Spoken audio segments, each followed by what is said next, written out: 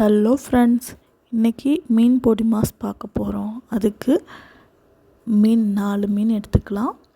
கொஞ்சம் உப்பு, மஞ்சத்தூள் போட்டு நல்லா தடவிக்கலாம்.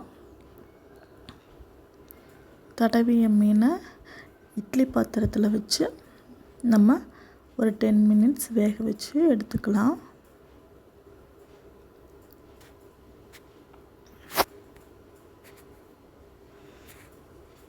மீன் வெந்ததுக்கு பிறகு இந்த மாதிரி மீனை பிச்சு அதில் இருக்க சதையை மட்டும் எடுத்துக்கலாம்.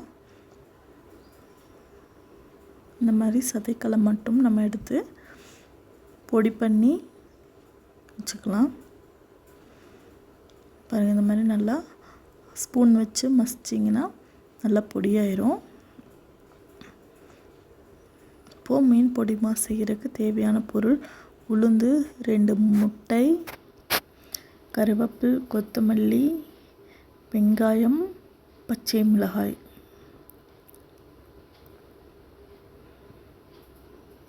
இப்போது ஒரு வாணலியில் 2 டேபிள் ஸ்பூன் எண்ணெய் விட்டுக்கலாம். கடுகு, உளுந்து பொன்னிறமானதுக்கப்புறம் கருவேப்பிலை, பச்சை மிளகாய்,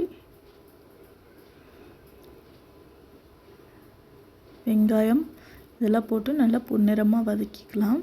கொஞ்சமாக உப்பு போட்டுக்கலாம். ஏன்னா மீன்லேயே உப்பு போட்டிருக்கனால வெங்காயத்துக்காக கொஞ்சம் உப்பு போட்டுக்கலாம்.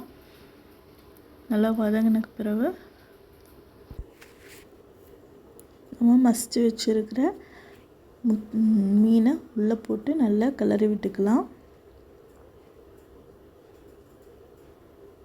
இந்த மாதிரி நல்லா கிளறி விட்டுக்கோங்க. கிளறினதுக்கப்புறம் 2 முட்டையை உடச்சி ஊற்றிக்கலாம்.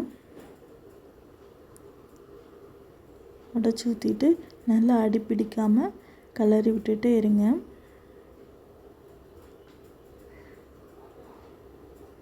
கொஞ்ச நேரம் கிளறி விட்டுட்டே இருந்தால் மீன் பொடி மாஸ் ரெடி ஆயிரும். கடைசியாக கொஞ்சமாக உப்பு சேர்த்துக்கலாம். உப்பு பத்தலைன்னா உப்பு சேர்த்துக்கலாம். கொஞ்சம் பெப்பர் தூள்,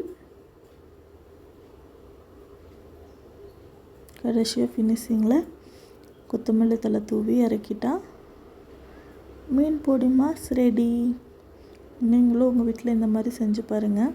இந்த வீடியோ உங்களுக்கு பிடிச்சிருந்தா மறக்காமல் சப்ஸ்கிரைப் பண்ணுங்கள்.